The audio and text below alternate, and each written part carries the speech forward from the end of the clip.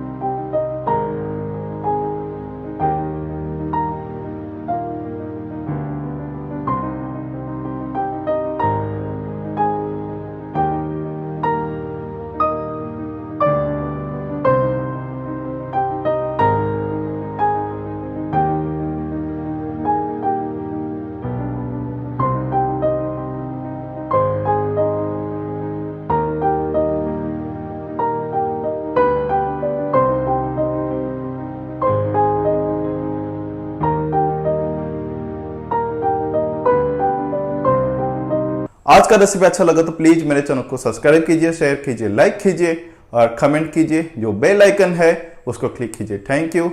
Jai Jagannath.